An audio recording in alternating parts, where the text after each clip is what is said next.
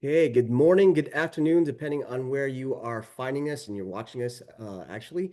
My name is Ramon Lowe. I'm the Director of Membership and Industry Engagement for the Airport Minority Advisory Council. And if you weren't aware, for whatever reason, this is AMAC 360, our monthly virtual web series, which is really just serves as a virtual roundtable of sorts, where we gather a number of subject matter experts, both inside and outside of our industry, to talk about a number of hot button topics and issues that are relevant to our businesses, our professional lives, et cetera. But today, we don't have a roundtable. We have a roundtable of one, unless you count me. So it technically is kind of like a roundtable, right?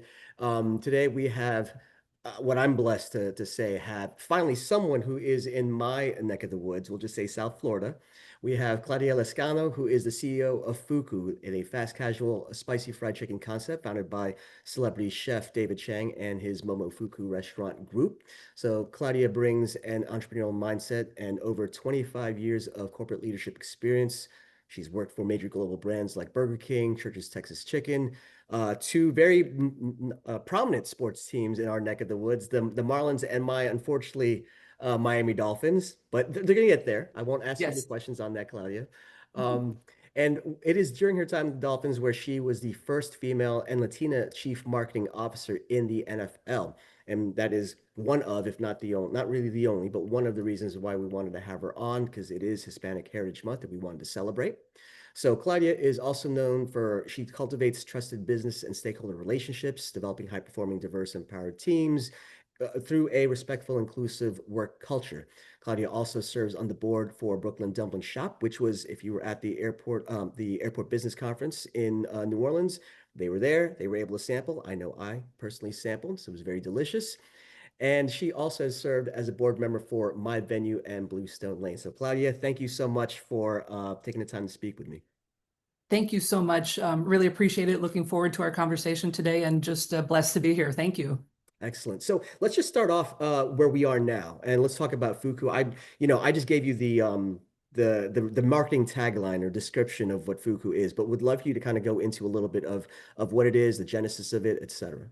Amazing, amazing. Now, Fuku, just for those that are not aware, was born in 2015 out of David Chang's Momofuku in the Lower East Side of New York. And David is known for wanting to innovate and really push the envelope and things. So he introduced secret menu items every so often. So at Momofuku, all of a sudden, he implemented and brought to the table a spicy fried chicken sandwich that was made with dark thigh meat. So for foodies and people that really love flavor, this was different and unique. So it's a secret menu item on Momofuku's menu. All of a sudden, there is such demand for it that David's like, wait a minute, I think this sandwich can be a standalone concept. And that is how Fuku was born. It was a secret menu item, became a standalone concept as Fuku. And then we've been here for 10 years now. And that's a little bit of how it started. So very unique, very innovative. Also interesting from the birth of Fuku, we're in many sports venues throughout the country. And you might wonder, how did Fuku end up in sports venues? Which is not a common thing. We're in 20 sports venues right now, but it's part of our origin story. 2 months after Fuku opened in New York, Madison Square Gardens approached Fuku and David and said, we want to sell Fuku at Madison Square Garden. We want to elevate the fan experience through food. So will you join us at Madison Square Garden? So when you see Fuku at a sports venue, you know that it's part of our origin story. So that's a little bit of the brand and our history and how we started. And also want to congratulate you and your team.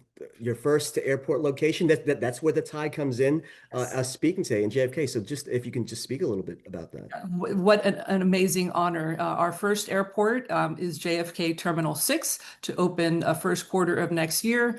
We're partnering with on-site retailers and JFK Millennium Partners there. And it is just such an honor to be at JFK 6. I had an opportunity with my team members to get a behind-the-scenes tour yesterday.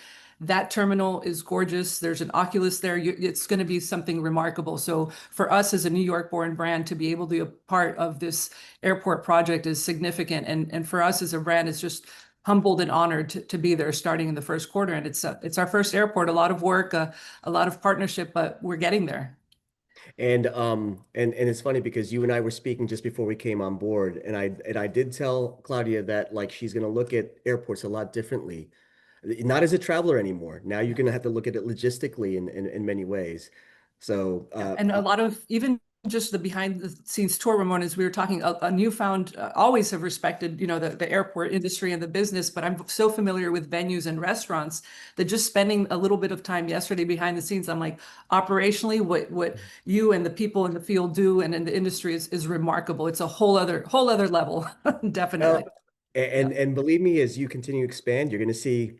We have a saying basically in this industry: once you've seen one airport, you've seen one airport. So your JFK experience might not be the same experience otherwise, and there's other difficulties. But we're going to tackle that in a minute. One of the reasons why I wanted to have you on is, like I was saying, to kind of bring to light some of your personal and professional experiences that have led you to here today in your role as CEO, and how those experiences have shaped you. So let's really just start at the beginning. We were talking. You're Miami born. I wasn't Miami born. I'm Miami made. I'll just say Miami made. Absolutely. But just talk about a little bit of your background, just and really who in those early years shaped you to decide to pursue something in the business realm. Definitely. No, thank you for the question, and a fellow 305 team member, partner Yes. going forward, but the 305. But no, born and raised in Miami, to una mamá mexicana and a Cuban Ah, father. They were both immigrants into this country. So, as you asked me who made me and how, how I ended up here, so much credit and honor goes really to my parents and their work ethic, coming to this country. And my father and mother, they built one of the first U.S. Hispanic advertising agencies in the country. So I had an opportunity to really learn a work ethic and a commitment to excellence from them. So I think definitely my parents. Having been born in Miami just also influences you and makes and really has made me who I am today. Especially just the diversity. For me, it's just the diversity that Miami has always represented, is something that is made me who I am today. And I think the diversity, as I was thinking about this question, diversity also in my neighborhood, just growing up in West Kendall. I think I mentioned that to you earlier, with a group of young kids that some were from Cuba, some were from Puerto Rico, some were American. So that was something that really molded me, going out and playing on the street with my neighbors, having competition, playing kickball. That's something that really has made me today. And team sports. I like to say that team sports, I grew up playing softball. Team sports really helps you to understand the power of team. That with a united team, you can really accomplish anything. So mom and dad, Miami, my neighbors, and softball are kind of things that help me get to where I am today. so that's interesting. You mentioned softball and team sports. I like to play sports. I was never good enough to really get into organized sports, but have an appreciation for it. I'm going to jump around, so I Sure. apologize. Yeah. Just it's interesting because when I do speak to other folks that have played organized sports, they seem to lean on a lot that they've learned in that time because you have people of different skills, different backgrounds, different I'll just say uses or let's say focuses, point guard or let's say a pitcher versus a catcher, et cetera. Just can you share a little bit of maybe what you learned early on in that team sport realm that you've kind of applied now? Yeah, a couple of things I think, and this comes, through, just playing sports and really trying different things.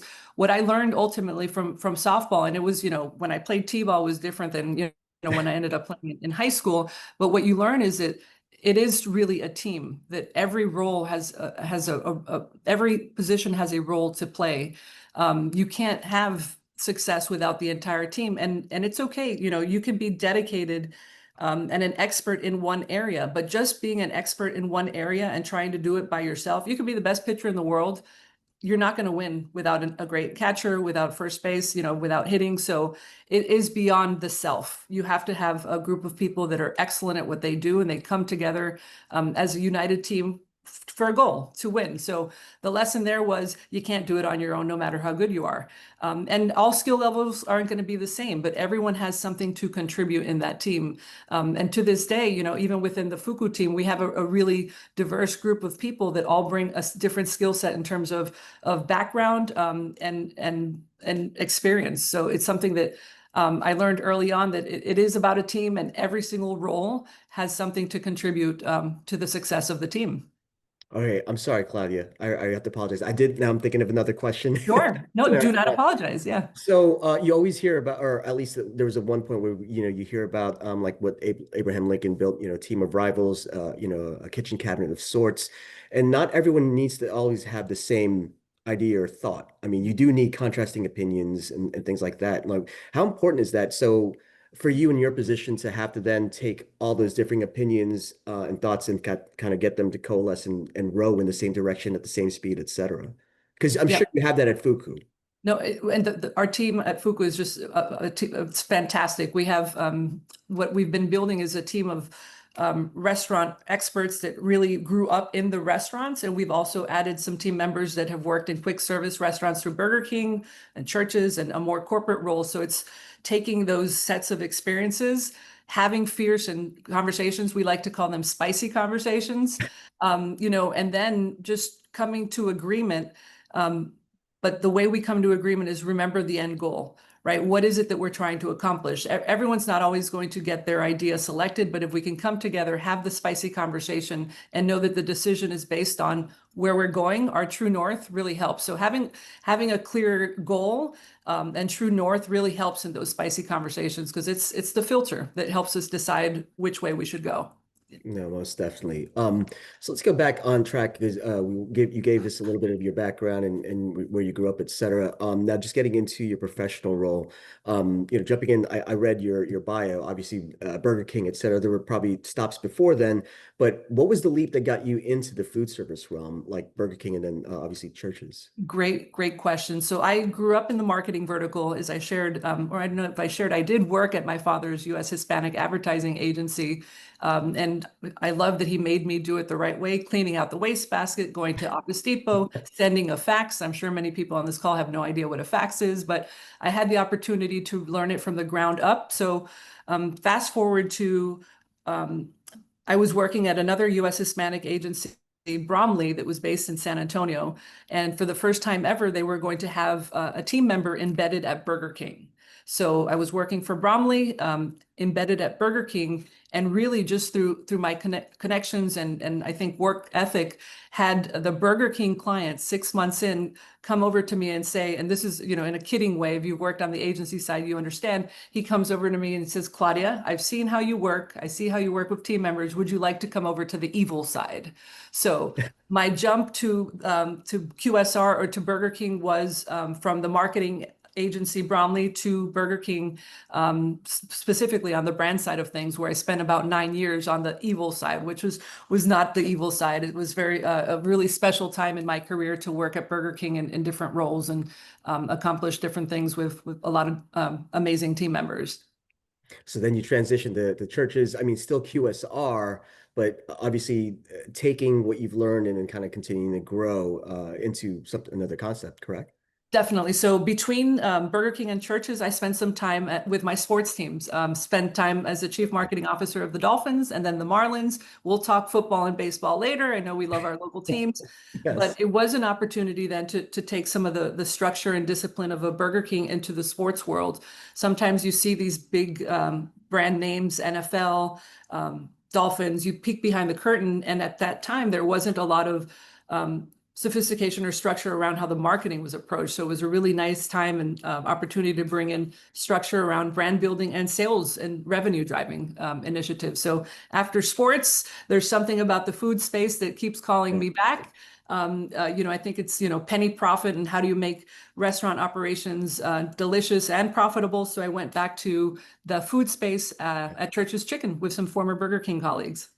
Gotcha. So, what did you bring along with you consistently from I know I jumped from one and I skipped over the sports section, but like from each stop in your career with the Marlins, the Dolphins, and then churches, et cetera, that really started to shape you for, again, this role as CEO of Fuku? Yeah. Something that has been very important throughout the career is continue to be open-minded to contrasting points of view. Just because I have been a marketer for 10, 15, 20 years at the time doesn't mean I have all the answers, especially as new emerging platforms and technologies evolve.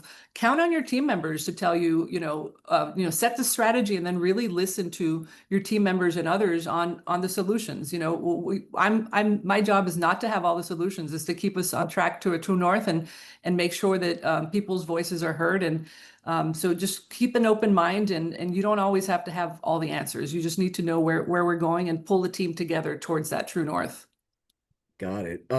So were you in that time usually, I don't want to date you on a period, but like, were you usually just like one of, maybe the only woman, if not, like you said, the first Latina CMO in an NFL? And what were those experiences like? Yeah, no, that's a great question. I've had several one of moments in my life, and the first one was at a young age. I turned 26 and was asked to lead the South Florida Ford dealer business for J. Walter Thompson, and Mhm. and that was really interesting because it is entirely male dominated. You got car dealers, so it was a male dominated automotive culture, both on the Ford side and on the JWT side. So for me, that was a first, to be able to come in and work with a group of people that were like, who's this Latina girl coming to run a car business? And that was a first for me, certainly. And we can share some insights about that learning down in a few minutes. But then also at the Dolphins, it was a first, also in a very male dominated industry on the business side of things. And what was interesting with the Dolphins, it wasn't just that I was entering a male dominated business structure, but the sports world is a very small world. And usually to get to the CMO role, you have been in sports for many, many years. So it was earning the trust of my team members. Not only that I was new to sports, but that I was just kind of coming in at the top level. So that was something that was, it just you work hard to build relationships with people, earn the trust, and make sure that they know that you weren't just dropped there, that you earned it, and that you're there to drive the business and bring success for everyone. So at Ford, so in automotive, in sports, I've had many first stubs, which has been an honor. So I'm going to jump around again in our outline because it's applicable now. But were you cognizant then of, hey, I'm kind of like blazing a trail, or I'm kind of the model and blazing a path for others who are like me, who are probably following me in some ways? And did that put any added pressure or any more significance to what you were doing in your career, or were you focused on, I just need to do this job? That is a great question, and I felt, in all honesty, at that moment, I don't think I realized. You're focused on a job, you're focused on moving things forward, and making things happen. So in that moment when I was 25, I had no idea. Now looking back, it's like, what could have I done differently? But now at this point, it has gotten me to this point in my career where, you know, it is a responsibility to make sure that you are aware of those around you that want to follow a similar path. And I'll share a very brief story on that. The transition from CMO to CEO is kind of a big deal, and I had like the first month or two, or even the first 3 or 4 months, I had imposter syndrome. So I felt very uncomfortable when people would ask me, "What do you do?" I would feel uncomfortable saying, "I'm the CEO of Fuku."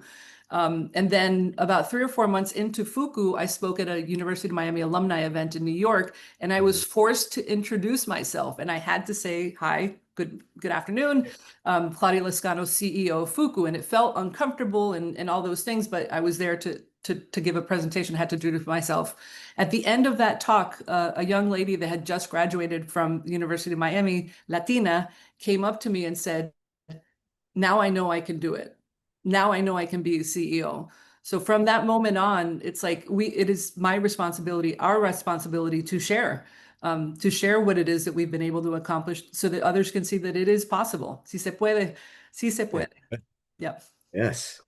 Um, uh, so you mentioned it right now, imposter syndrome. Actually, that was going to be one of my other questions off topic. I'm always fascinated by it because I've always assumed people such as yourself, you're there because you've earned it. etc. But I'm just like, oh, she has this. But it's good to know that there's some vulnerability. Am I qualified? Am I enough? And I think that's the question. I don't know if it's particular. I want to. It feels like I've been fortunate and blessed, and I still do. I've worked for basically all women my entire life. I'm a girl dad. I'm a mama's boy, and honestly, I'm significantly women that I've reported to, which has been great. But there always seems to be a different approach by a lot of women because there's always a feeling, am I enough for this job? And that's where I guess the imposter syndrome starts to creep in. Is there anything that you could probably share that got you through it, or did you just plow through it and worry about things later? You know what? So when the 3 weeks leading up to my role as CEO, my start date, I was so nervous. I was so anxious. Every hour I would tell my husband, "Oh my gosh, what if I can't do it? What if I can't manage? What if I'm not good enough?" Um, you know, with for 3 weeks, and I'm not usually a nervous Nelly. I'm confident in what the work that I do with teams of people, but I would say that he helped me get through that. He sat me down. He's like, "You're going to crush it. Do what you've always done. Continue to be the leader that you've always been." It's a transition from chief marketing officer to CEO, obviously a different scope. But I have to give a lot of credit to my husband for helping me chill the heck out and say, and just say, it's going to be okay. And the nerves of that first day were significant. I'm sure that the team saw it when I joined, but I think being honest and transparent and vulnerable, and saying, yeah, I'm nervous. It's okay, right? It's okay to be nervous on day one as a freshly minted CEO. There's nothing wrong with that. So once we got through the nerves and I got through the nerves, we just jumped in, and there's a team to build and relationships to build and trust to earn. So yeah, it's normal and it happens and it's okay. Depending on when people are watching this, because we are recording and then we're going to make it available on our YouTube channel. So last week, literally last week, we had our second annual She Soars Women in Aviation Summit, and we had a number of speakers. It was really great, well executed. Kudos to the entire AMAC team that put it together. But one of the things that some of the speakers talked about was having, I think it was a sponsor and an advocate, someone who can talk for you even when you're not in the room. I'm sure you had many of those mentors who were, directly working with you, but also advocates. Just are there any that you would love to share, or maybe just kind of share some of the things that they've done that you kind of carried on in your career as you now mentor others? Yep, definitely. First and foremost, I have to mention my father, who has passed, but he was mentor number one. Just my nightly sounding board of, this is a new job opportunity. This is something that has come on the plate. How can we debate it? So he's first and foremost, and I think others have been several from J. Walter Thompson early in my career, Gay McGee. So I made the transition from a small U.S. Hispanic agency to now a huge, massive J. Walter Thompson Nice. in Dallas on the Domino's business, on the Ford business. So Gay McGee, she was terrific in helping me onboard and understand a very large, infrastructure and a very large agency. So there are many people throughout the career that have taken me under their wing and said, okay, we know that her passion is there, the commitment's there. She may not have all the experience, but let's help Claudia through the process. Another one from J. Walter Thompson was Tony Accurso. He's a gentleman that ran the Ford business and kind of heard that I was interested in helping JWT Miami win the Ford business. So he called me one day out of Detroit a few days before the pitch, and he had me come up to Detroit and interview with 8 people and then join them on the pitch 4 days later. So there we have Tony Accurso had met me once in Detroit, interviewed me for 2 hours and said, I'm going to trust this young lady to help us win the Ford business. And if we win the business, he said, Claudia, you will open the office. So Tony Accurso, another gentleman that he had heard of me, he interviewed me, and he's like, all right, this is someone that can help our business grow. There have been so many, but it's just, we also have to allow ourselves to accept that help, right? And to really be okay with it. Sometimes people, I can do it on my own. I don't need anyone's help. It's okay. It's okay to accept and receive help, and definitely from mentors and from people that want to help guide you throughout your journey. How many of those mentors it was very purposeful that maybe you sought them out, or just organically it just happened that they ended up gravitating you to mentor you. Yeah, early That's career, I think it was very organic. It just people that I connected with and saw that, I was working hard and really want to grow. I think later in career, it's been very purposeful, to seek out people that can continue to help. Just because one is a CEO doesn't mean you can't and shouldn't have a mentor that helps you keep growing. So early on, very organic. And I think now in my career, it's very purposeful in terms of, both ways, right? In terms of being able to mentor and receive mentorship. so, I love to hear. I just always assume that we are, I'm not assuming, it's true. We are the product of everything that we've experienced, good, bad, indifferent, right? And all the people we've come across. Would love for you to share one, maybe two instances that presented a professional challenge that Yeah. kind of shaped you and maybe got you to think a lot differently. Yeah, definitely. And I'll go back to my Ford days because those were very formative in my early 20s. So we win the Ford business, and I'm again this young Latina, 25, 26 years old. And the chairman of the board, an older white gentleman, just was not very happy that Jay Walter had won the business or that I was leading the business as a young Latina. So my job as the head of the account was to go present different concepts, ideas, campaigns, budgets. So I would go once a week and meet with this gentleman, and nothing was getting approved. Nothing, nothing. I'm like, oh my gosh, I have this responsibility of opening this account successfully. I haven't been able to get anything pitched or sold in 6 weeks because this gentleman just doesn't want to hear it. So on one of those meetings, during one of those meetings, I brought a colleague with me, and I saw that, he's talking to he's talking to Sean. This is a good thing. So what I realized, I went away and I said, I will never go to one of those meetings again. Sean clearly has a connection with this gentleman. Sometimes I can't fix it, right? So I had been trying for 6 weeks to earn this gentleman's trust and respect, and it just wasn't going to happen. But my job was to move the business forward. So I said, let me take a step back. Let me get out of it. I'm clearly not helping the situation. Sean, you are now, your job one is to manage our chairman. And it was a beautiful relationship. So what I learned early on is that sometimes it's not about me forcing a fit and a connection that may just not happen.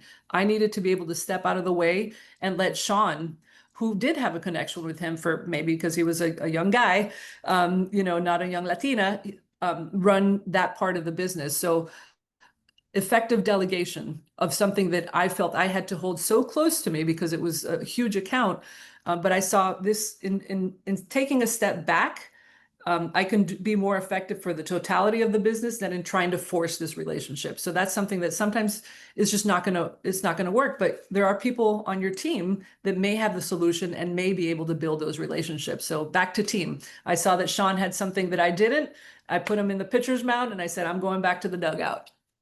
So from what I took from that is managing ego in some ways, like, oh, this I have the relationship, or I'm in this position, I should be doing it, etc. And I said it to someone before, ego is like alcohol, it's great in moderation, right? So that's what I took from from your story, from your example just now, that you had the foresight, again, looking down the road, it's about winning and moving this business along, and let me take a step back. Was that in you? Obviously, it was in you because you made the decision. But I know some folks might have been like, no, no, no, no, I need to stay in this because I hold this position and et cetera. I mean, Now that you play it back, I'd never thought of it as just putting ego to the side. It was always like, oh, I'm delegating, I'm moving the business forward. But yeah, I think it was just, it's not about Claudia, it's about the business. So thank you for playing that back to me. I think that is something that has carried on throughout. Just check the ego at the door. We're here to build big things, and sometimes egos get in the way of that. no, it does. It does. Um, so a couple things, and I do want to get back to Fuku. Just I brought it up earlier in terms of you mentioned it, responsibility for making sure that the next people from the people behind you, other young Latina women, see something in themselves in through you that they want to pursue, positions, whether doesn't have to be a CEO role. It could be anything that obviously fulfills them. So is there anything that you are doing to pay it forward, purposely paying it forward and making yourself available for that next generation of leaders? Yeah, I want to do it even more formally. What I'm doing right now is doing these talks. Any Mhm. talk that I've done recently or conversation, people always reach out after two or three people. So I think through conversations like these and others that I've done is how I'm having really good connections with those that want to connect. So I would say, just yesterday at the JFK 6 Expo Day, there are three young ladies that reached out and said, can I connect with you? Can we exchange messages? I said, absolutely. Let's do it. So it's those they're smaller events, but it's those meaningful connections that you make there that allow you to then have one-on-one relationships with those that have raised their hand and said, "Hey, I like what you said. Let's talk a little bit more." So right now, that's what I'm doing on an informal basis, just having many conversations and those that want to reach out and connecting and really following up and being a sounding board for those that want to have a sounding board. Yeah. So do you you still have a lot of, I'll keep it in the aviation. You still have a lot of runway ahead of you, but do you often look back and say, this is what I would kind of tell my younger self? Is there something that you would tell your younger self, let's say? Yeah. Couple things. It's gonna work out, right? It's gonna work out. Sometimes we're like, we don't see a way out of the situation and the world is closing in on us, but put in the work, put in the dedication, it's going to work out. It's going to be okay. Also, something that I've learned is sometimes you got to see it through. I think our younger selves tend to get impatient, well, this isn't moving fast enough and I want to get promoted and I want this and sometimes it's okay. Always see it through. If it's something you're enjoying and passionate about, see it through. That is really important. So I would say it's going to work out. Um, see it through, and it's okay to celebrate your victories. We back to we're so focused in that moment. Allow yourself even a 5 second. Man, I did that. That was great. Not too long, right? But reflect on your victories because they help inspire you for future victories. I think we're just maybe I have a 19-year-old daughter. She's a sophomore in college, and it's constantly just trying to make sure that her confidence is up. That it's not that she's enough that she can do it, etc. And that making sure that like she sees her mom as as a great model and others as well. But I guess I was talking to someone about this the other day, also a woman to two daughters. And she was saying how this generation is a little different because it's a more instant generation. Everything's microwave to be 30 seconds or less. I mean, look at TikTok, it's quick. Not that Yep. I'm on TikTok, I am. But are you finding that you're constantly now having to shape your message or approach because again, the generations are just either learning or absorbing things a lot differently or wanting things different. Yep. Yeah, the attention span is certainly shorter, and our the content capsules are a lot smaller for sure. But I think at the end of the day, there are some deep, meaningful conversations that young professionals are ready for and do want to have. I think that they're so into this space of quick, quick, fast, fast that when you actually stop and have a deep, meaningful conversation, there's like an awakening. It's like, oh my gosh, there's so much more going on than these bite-sized nuggets of content. So I think it's being in tune with what is today, but then also being able to think about things more deeply versus just a 2 second sound bite. No, certainly, certainly. So I did say I want to get back to fuku because again, and you're probably going to learn this about me. I'm a bit of an airport nerd, at least in the food and retail side. It's where I spent my formative years, and seeing this industry kind of grow and evolve. When I came in, everyone was crazy, not crazy, but everyone was so enthralled with having sit-down restaurants. Then it turned into celebrity chefs. Then we all became culinarians because we discovered Food Network, and there was more than one kind of mushroom. So then we had the James Beard Award-winning chefs and etc. And then I'm looking at something like fuku. Hot chicken is not particular to fuku. It's not anymore just particular to Nashville or Yep. Tennessee where hot chicken. So how have you had to kind of like separate fuku from a really crowded market of concepts that are similar to Definitely. yours? No, great question. I appreciate that. First and foremost, our founder. We are founded by David Chang. So being founded by a chef is certainly something that is not common for other brands or competing brands. So that is a big differentiator. We are Asian American inspired. So the taste profile that we're bringing to market is hot chicken, but but not. It's more Asian American inspired with taste profile that is newer to the market. We are ingredient obsessed, right? The ingredients and the food and the quality of our food is what really makes us unique and different. The bold flavors are not your traditional hot chicken. They're a little bit more, on the Asian American inspired. So the food, certainly, we're founded by a chef. We're always innovating. That's something that really is we continue to do. We keep it simple operation, but we make sure that the innovation keeps the concept fresh. Very flexible format. So we can do anything from 400 square feet to 2,000 square feet. I think that's also a unique advantage for us. And the volume potential also is something interesting. I'll share this with you. At the US Open, we in 20 days served 100,000 guests and sold $2.6 million worth of fuku. Why? Because we had a very simple operation, a small format, and for that venue specifically, just 2 items so that we could really make sure that everyone that wanted fuku could enjoy. So founded by Chef David Chang, super flexible format and really bold, delicious Asian American inspired flavors, I think is what makes us different. I forgot to ask. So what brought you to Fuku? Because I know it obviously is not that much of a leap from churches then to Fuku, but like it's here's this you come from very established brands, Yeah. and now this is, let's just say, a bit of an upstart, right? What brought you? What was the road that brought you there? Phenomenal question. Definitely. So the back to always connect the dots, always wear your passion on your sleeve so that people know what it is that you love and enjoy. So during my time at the Miami Dolphins, I had the opportunity to meet a gentleman that was an exec, Matt Higgins. Matt Higgins has been a celebrity guest on Shark Tank. So he's someone that I connected with, and he knew my passion for sports, my passion for food, having come from Burger King. So many, many, many years later, call it, 3 or 4 years ago now, Matt reaches out to me, and he sends me a text. And he knew my background. He's like, and with him, it's yes or no. He's a shark, and it's yes or no. He said, "Are you ready to be a CEO?" And with Matt, it's yes or no. Yeah. So I said yes. And then Matt's so busy, I didn't hear from him for 2 weeks. So I'm like, "Matt, CEO of what?" He's like, "Oh my gosh, I'm sorry, I forgot to respond. Please come up to New York. I would like to talk about an opportunity that will be coming in the future." And I said, so that's how it happened, how it started. So I interviewed with Matt and others, and he said, "There's one interview. If you can get past this interview, then you're in good shape." I interviewed with David Chang.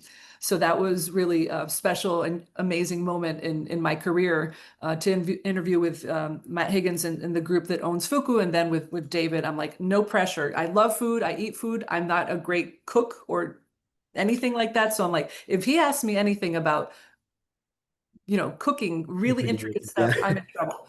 But apparently it went well with David. I am here now 3 years in, and that's how it started. So I would say that my work ethic, my team building ability, and just networking with people and telling them what my passion is resonated with Matt. And when he was ready to bring someone on to run Fuku as CEO, he said, "I think this is the person that is going to take us to the next level and help us unleash the full potential of the brand." Do you like spicy? I love it. I'm half Mexican. Yes, Okay. absolutely. So Mexicuana. So with on my mom's side of things, yeah, definitely like spicy. Not too spicy, but I do like spicy. I'm good with a little heat. Not I don't want to be inflamed, Yeah. but I definitely enjoy it. So with Fuku, now that you're like we mentioned it earlier, you're going to be looking at things a lot differently in terms of what of the airport environment. We just is there anything else that you might have learned? You did that launch, that activation in JFK Terminal 6. And we were talking earlier about like, wow, getting product through security and all that stuff. We at AMAC, we have a number of brands that are looking at airports, trying to get in. We have a number of operators Yeah. expanding into the airports who from the street. So, and they're always blown away just by how it's all connected, but it's really like a big engine because one thing goes off, it's a chain of events of many things. So I was just wanting to get your expanded opinion on the whole ecosystem that is the airport space. Yeah, it's a dynamic and fascinating ecosystem. Again, very familiar with sports venues, and a sports venue is maybe like 10% of what I saw yesterday at JFK 6, and that was just one terminal, right, at Yep. JFK. So it's just it's an amazing world with so many people that make it happen and come together, both from a an operations aviation standpoint and a guest customer standpoint. It's just these are mini worlds happening, in cities at airports that really, have to be perfect and have to be flawless and have to be safe. So it's a space that we're excited to get into and continue to partner with partners that can help us activate in these locations and do it in a way that resonates with guests. At the end of the day, we want to bring a thoughtful, innovative, bold concept to the airports that flyers and travelers just absolutely enjoy and delight, and that they get it quick so that they can continue to do what they need to do at the airport. So we're excited to dig in and continue to learn about the space from you and people like you within the industry. It's an honor to be a part of it, and we're ready for more, ready, willing, and able for sure. So I've been promoting a lot of this, a lot of our talk today on LinkedIn, and you've commented and liked, which is great. I did promise that we're going to talk about Sandos, but is the original Sando really like your favorite item on the menu, or is it do you like something else? The OG dark meat is my favorite for sure. We have one that we do in Miami at Hard Rock Stadium that is a Cubano version. So that Oh, one kind of rivals the OG dark meat. So those would be my two favorites. The OG dark meat for sure, but then the Cubano, which is just delightful. And we'll wait, be wait, wait, what's in the Cubano? I need to know. so the Cubano, we have the pork floss, we have the pickles, of course, we have the cheese, we have the tender, not the tender, our chicken breasts, and we put it in the panini. That's what really makes it special. So it is a Miami version of the Cubano, not the Tampa version, and we will be having it. That's There's that rivalry, right? The Miami and Tampa yes, rivalry. yeah. Who has the right Cubano? I still say it's Miami, but I'm from here. And we'll have that one available at our restaurant that is opening in Coral Gables in the fall. Yeah. Okay. It's funny because I just discovered that I always attach it to Miami and social media has kind of said no, it actually originated in Tampa, the original Cubano. So, but regardless, my son and I treat him to a Dolphins game. We'll probably get a good seat now because it's just how things are going. But uh, well, That's we're gonna do whole other interview. not we're not gonna work our we're not gonna use this as therapy for the Dolphins right now. But no, I'm gonna be there and I'll definitely ask for the Cubano. Ahora Perfect. tengo hambre now. So Yes, it's lunchtime. I'm getting hungry just talking about food. I gotta track some down. just a couple more questions. One, if not here, where would you be if it wasn't Fuku? I mean, like I'm sure you didn't grow up thinking I want to be the CEO of this really cool upstart, QSR concept. What would it been? What was originally in your plans, I guess, when you were young and thinking of what you want to do? I think I've generally always had a true north of things that I want to do and things that I want to be involved with, and I think everything that I have worked on throughout my career has brought me to this moment to be here with Fuku specifically. So this is where I'm meant to be right now. If I had done another career, what I want to do when I was 8 years old, I'd be an archaeologist, but I'm not very good at math or science, so I don't know how that would have turned out. But I do believe that the trajectory and the experiences and the people I've been able to work with have brought me to this really unique moment of building a company with a team of people that we're small and growing very quickly. So I think here, I hope you probably wanted a different answer. So either archaeologist or exactly where I am right now. No, I like the archaeologist aspect. Is it because you have a fondness for like history or You know, discovery? with being half Mexican and traveling to Mexico so much and being exposed to the pyramids and el Museo de Ciencias and the Aztec calendar in person, it was just at a young age, I saw a lot of archaeological things that really inspired me to just want to know more. So I lied. I do have one question before I get to the fun questions. Sure. The last one. So because it is Hispanic Heritage Month, and you said you are Mexican, you are Cuban. Are there any differences that you pull, or I guess traits that you pull from both sides? I'll give an example, I guess, in some ways. So I'm Filipino, and we're lumped in with all Asians, and people just assume all Asians are the same, even though we're all kind of different, right?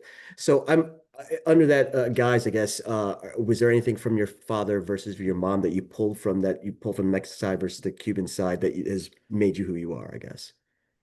It's a great, deep question. Great, deep question.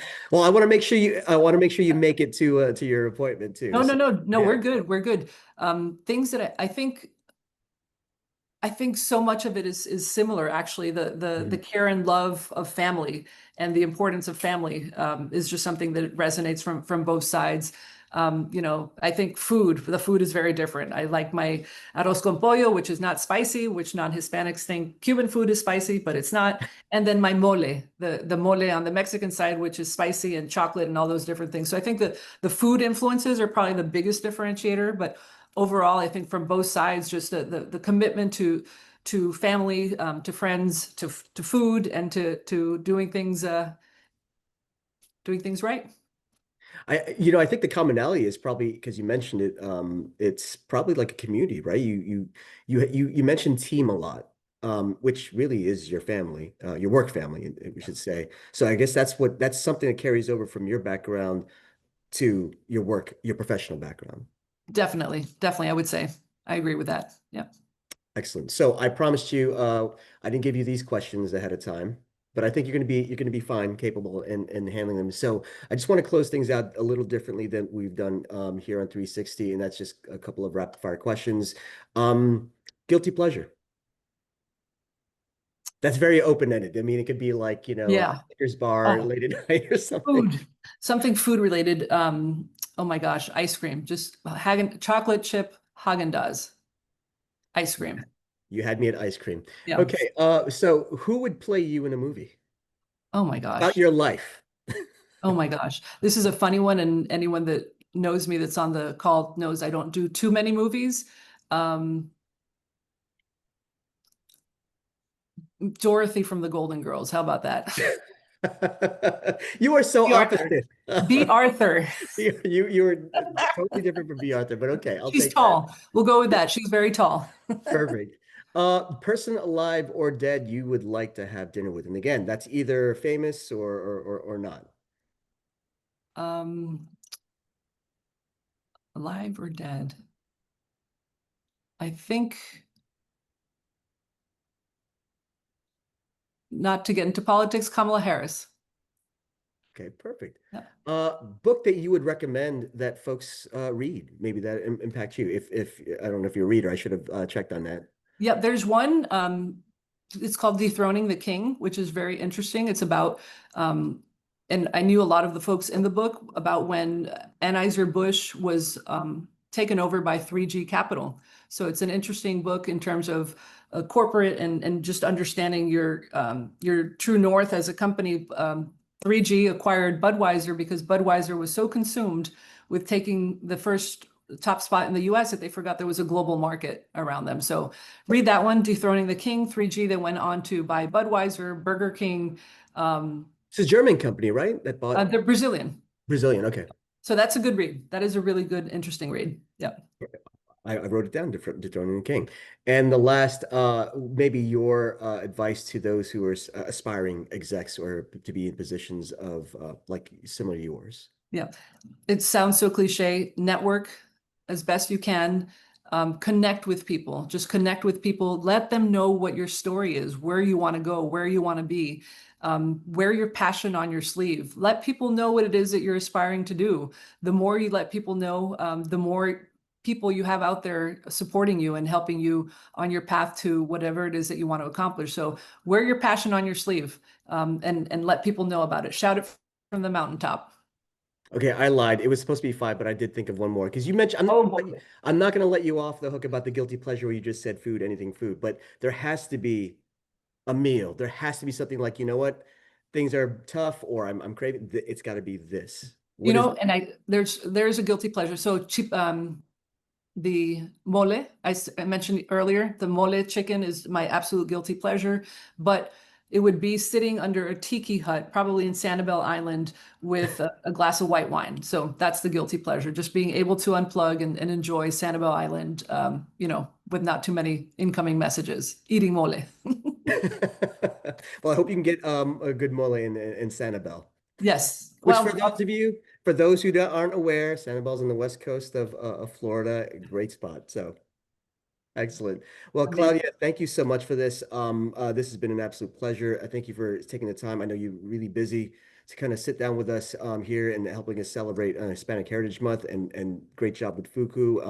And I'm sure that everyone that's watching this now and will be watching this as we're recording has learned a lot and will be carrying a lot of your lessons onward with them. So thank you.